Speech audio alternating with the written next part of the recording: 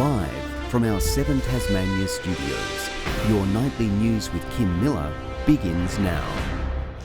Good evening. First tonight, the Premier has urged all parents to add COVID vaccination to their back-to-school list ahead of a return to the classroom.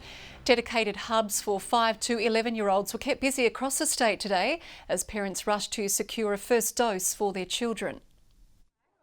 Putting on a brave face, these children might be small, but they know how important their contribution is. So we came to get our COVID-19 shots. Because I didn't want to get COVID. Yeah, we go back to school and you don't know if anybody has COVID or Omicron. But there's still no plan to add community pharmacies into the paediatric rollout. It makes no sense. It would mean that there would be greater options for people, particularly across rural and regional communities across Tasmania, to have access to the vaccination. The Premier adamant his government facilities are getting the job done. You know, we have more than enough appointments available and spots available to vaccinate every child in that 5 to 11 age group before they go back to school. Although COVID is known to be more mild in children, experts say children are at low risk of severe illness, but they're not at no risk. So it is really important for them to be fully vaccinated.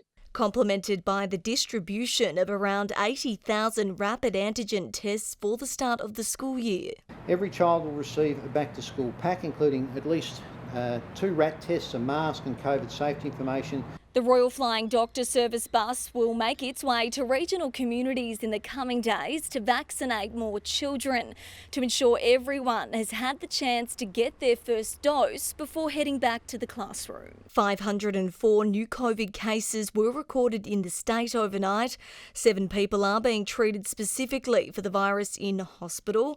1 person remains in intensive care. Close to 24,600 Tasmanians have now recovered from COVID and been released from isolation. Around 1,300 cases will be removed altogether from the state's overall count due to data errors which saw duplicate cases wrongly included. The main result was some people did get extra messaging related to being cases and related to being released from isolation, and I do apologise for this. Grace Evans, 7 Tasmania News.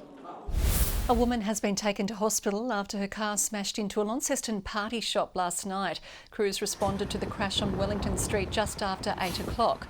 The woman remains in a stable condition in the Launceston General Hospital, while the business also sustained damage. It's unclear how the crash occurred. And in some developing news, Hobart City councillors are debating tonight whether to pause or make changes to the e-scooter trial, which has caused community backlash. Scooters were removed from the Sandy Bay Road strip last week after a rider crashed into an elderly person outside Brew Cafe, while several other incidents resulted in company Beam launching a digital Ride Kind campaign and deploying safety ambassadors to ensure people are doing the right thing. Reduced acceleration capability and a 3 strikes policy have also been introduced. Tasmanian business owners and tourism operators have joined together, making an 11th hour plea to protect the forests around the iconic Blue Derby mountain bike trails. Sustainable Timbers Tasmania will begin logging in the area tomorrow, despite repeated calls from the local community to abandon the plans. People don't just come here for the mountain biking, they come here for the hiking, for the natural experience, for the wilderness, so many other things other than mountain biking. There's no great value given to the forests until the forests are cut down. More than 200 businesses have signed an open letter to the state government arguing Tasmania's brand as clean and green is being undermined by forestry operations. Wine producers are enjoying a bumper season. Tasmania's vines have flourished thanks to ideal spring and summer weather. The local industry again climbing to the top with the value of grapes exceeding interstate vineyards. A little slice of wine paradise. Enjoying a tipple made from Coal River Valley grapes, promising a decent 2022 vintage for the area's vineyards like Tolpuddle. It's looking like average, perhaps slightly above average crop.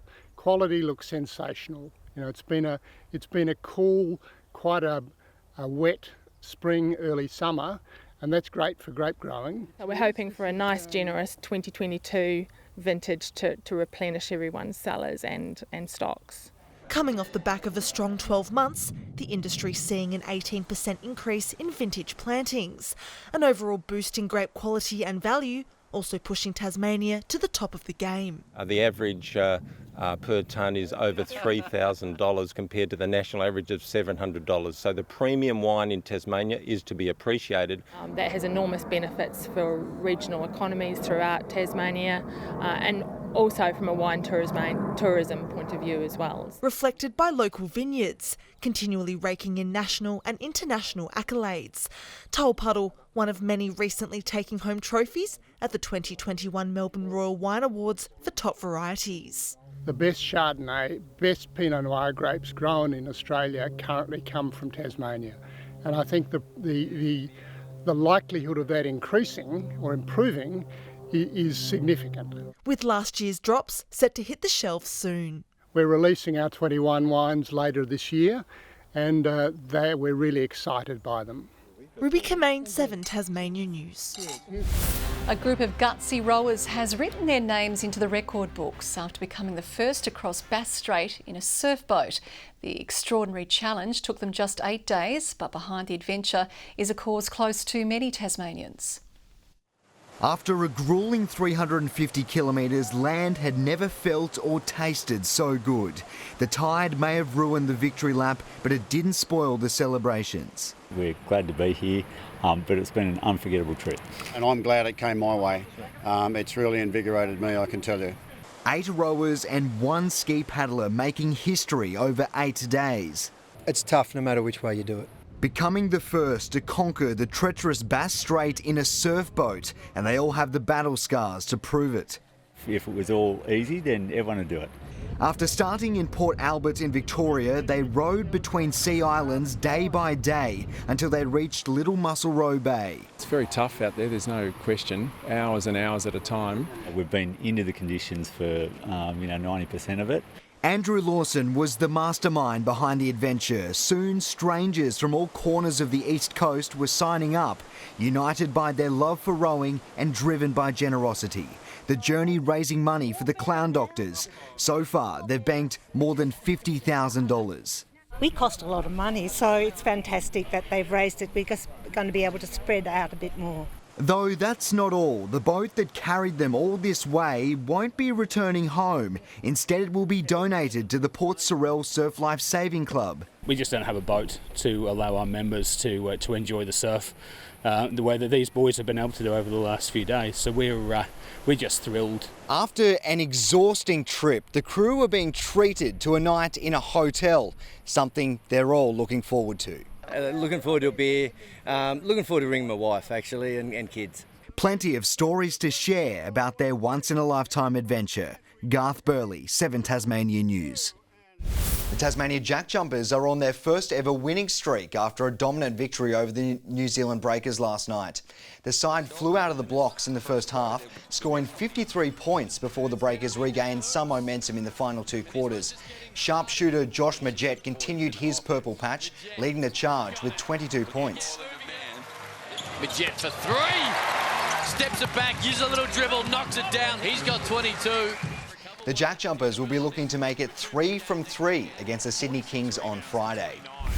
Australian under-19 coaches are confident Tasmanian spinner Navathan Radhakrishnan will be available for the crucial World Cup semi-final against India on Thursday morning.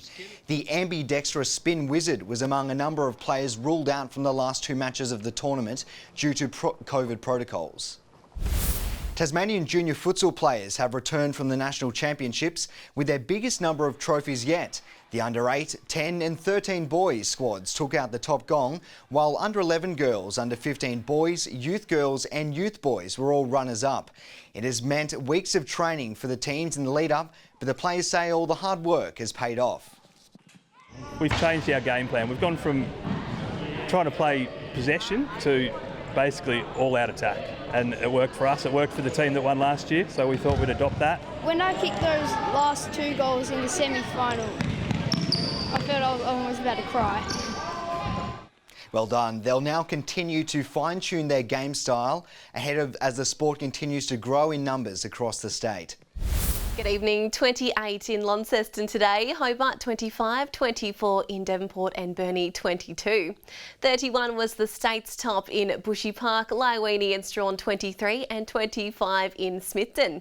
On the close-up shows low-level cloud mostly about the north of the state.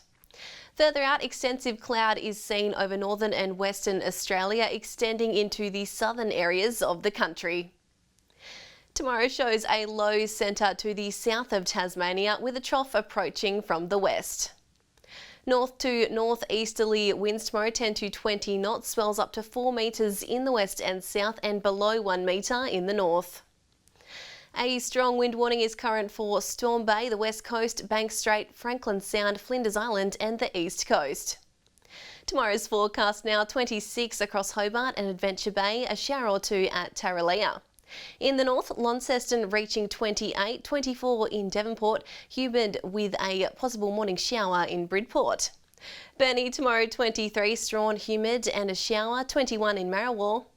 St Helens expecting a late shower or two, 29 in Swansea and Whitemark partly cloudy. The UV forecast is reaching very high 10s across the state.